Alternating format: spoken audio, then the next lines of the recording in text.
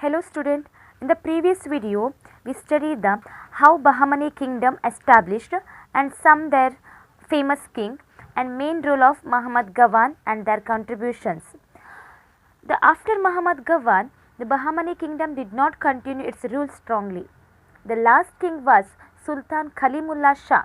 After his death, Bahmani kingdom was broken into 5 states of Shahi. They are Adil Shahs of Vijayapura or Bijapura, Barid Shahs of Bidar, Qutub Shahs of Golconda, Nizam Shahs of Ahmednagar, Imad Shahs of Berar. Now, in this video, we studied the 5 dynasties, 5 Shahi dynasties and their famous king and contribution of 5 Shahi dynasties. So, first one, Adil Shahs of Vijayapura or Bijapura from 1489 to 1686 CE. Yusuf Adil Shah was the founder of Adil Shah dynasty in Vijayapura. He was a good administrator and tolerant towards other religions. After him, Ibrahim Adil Shah II came to power. So, Ibrahim Adil Shah was the famous king in the other sultan. Ibrahim Adil Shah II, he was expanded and become a rich during his period. He had a title called Jagat Guru Badshah. He was a tolerant of other religions. He sheltered many Hindu philosophers, poets, musicians in his court. He restored the Datta temples in his fort and encouraged puja rituals. He worked for the cultural harmony of Hindu and Muslim. He wrote a book called Kitab-e-Navarasa. The Kitab-e-Navarasa begins with the worshipping of Hindu gods like Ganapati, Saraswati, Bhairava and others. It shows he was tolerant with other religions, especially Hindu. He himself was a great musician, and Ibrahim Roza, which is famous for its architecture, is built by Ibrahim Adil Shah II. Ibrahim Roza, which is known as the Taj Mahal of South India, it is built by Ibrahim Adil Shah II. Second one, Barid Shahs of Bidar from 1489 to 1619 CE. When Bahmani state was scattered into many provinces, the Barid Shahs ruled Deccan's Bidar. So, Qasim Barid was the founder of this dynasty. Who was the founder of Barid Shah's dynasty? Qasim Barid was the founder of Barid Shah's dynasty. After him, Ibrahim and his brother Qasim, who ruled the Bidar. They were incompetent, it means unskilled. Their work is not developed to kingdom. And because of their inner quarrel, this dynasty declined. Then Ibrahim Adil Shah of Bijapur captured the Bidar. Like this, Barid Shah kingdom was merged into Ibrahim's Bijapur state. Third dynasty, Qutub Shahs of Golconda from 1512 to 1687 CE. Quli Qutub Shah was the founder of independent Golconda state. He ruled the state with good administration, and in 1543 CE he was killed by his own son Muhammad Qutub Shah. After Muhammad Qutub Shah, Ibrahim came to power. Ibrahim had compassion for Hindu religion. Compassion means sympathy. Sympathy for Hindu religion, and there were many Hindu officers in his administration. During his ruling, he had Golconda, a beautiful city. He changed his capital from Golconda to Hyderabad in 1589 CE. After him, Abdul Qutub Shah, Abdul Hassan and others came to power, but they were incompetent kings. It means unskilled kings. And later Golconda surrounded to the Mughals dynasty. Fourth dynasty, Nizam Shahs of Ahmednagar. Ahmednagar, it's in current days Maharashtra. From 1490 to 1636 CE. In 1490 CE, Malik Ahmad was chief of Junar. Junar is place name, the state of Ahmednagar. Established Nizam Shah dynasty. Who established the Nizam Shah dynasty? Malik Ahmad established the Nizam Shah dynasty. Malli took Daulatabad under his control and expanded the empire. After him, Buran, Hussein Nizam Shah, Murtaz were sultans just for namesake. With the death of Chand Bibi, Ahmadanagar declined. The Chand Bibi was famous Indian Muslim warrior. She defeating the Ahmadanagar against the Mughal force, famous King Akbar.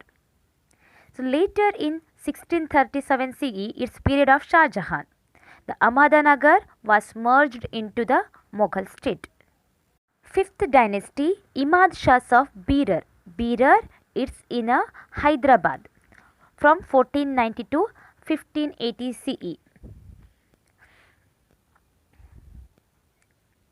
Fatullah founded this dynasty.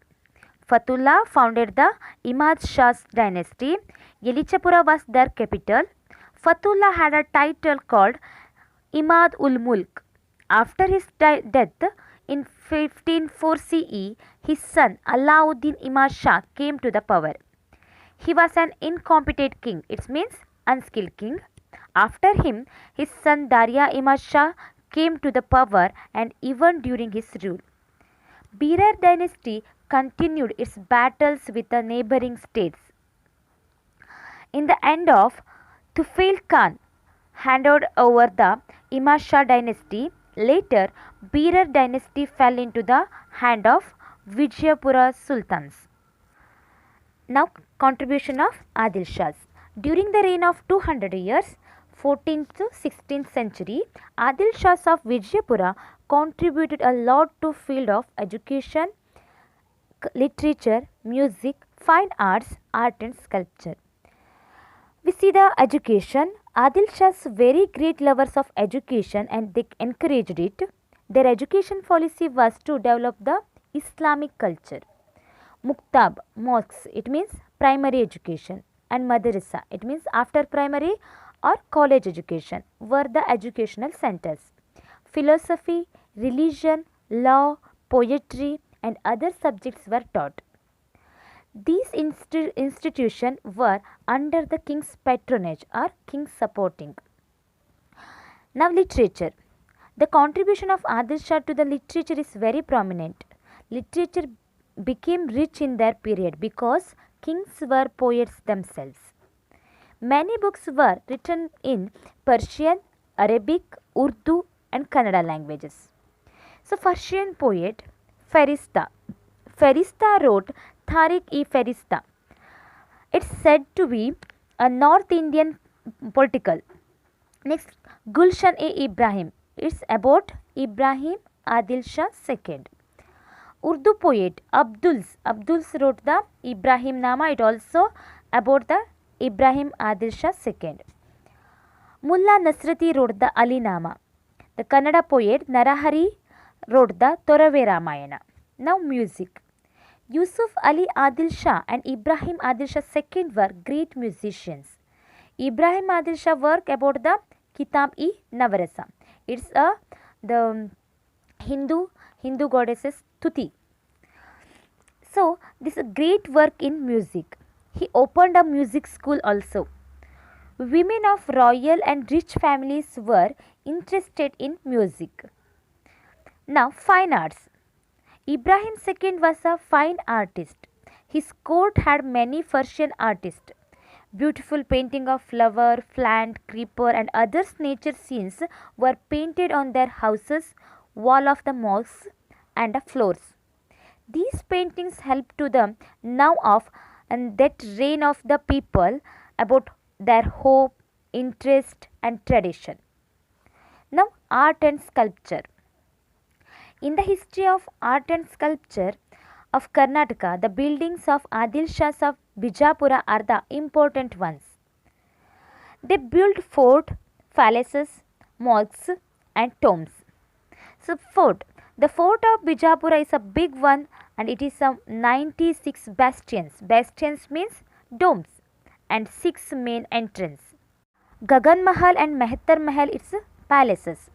Gagan Mahal in 1620 CE, Ibrahim Adil Shah built it. It has 3 storied means buildings, towers. Mehtar Mahal, It is also three-storied palace. Ibrahim Adil Shah II built it. It is famous for its fine, delicate decorations, and its Asar Mahal rooms have different paintings painted on them. So, mosque, Jama Masjid. Ali Adil Shah built it. It is famous for its very wide prayer hall. It is a common building without any decoration. It's a new style in that reign. Next, Ibrahim Roza. Ibrahim Roza is built by Ibrahim Adil Shah II. It's a memory of his wife. Taj Begum in Bijapura also he built it. It has a tombs of Ibrahim and his relatives. It is a only Roza in India. Roza means it also tomb, but it's created on flat form. So, the Ibrahim Roza called a Taj Mahal of South India. Now, the famous Gol Gumbaz. Muhammad decided to build something that is even bigger and greater than Roza. So, he built Gol Gumbaz. So, it's a copy of Taj Mahal. A domed tomb in 1656 CE at a Bijapur. It has a big dome with a whispering chamber inside. It is a fine example for technology of that time, in the 14th, 16th century's time. It is the second largest dome in the world and the first largest dome in India. It is in Vijayapura. Other important monuments are Bara Kaman, Bed Kaman, Ananda Mahal, Uppli Baruz, Taj Baudi, Chand Baudi and other monuments are important ones.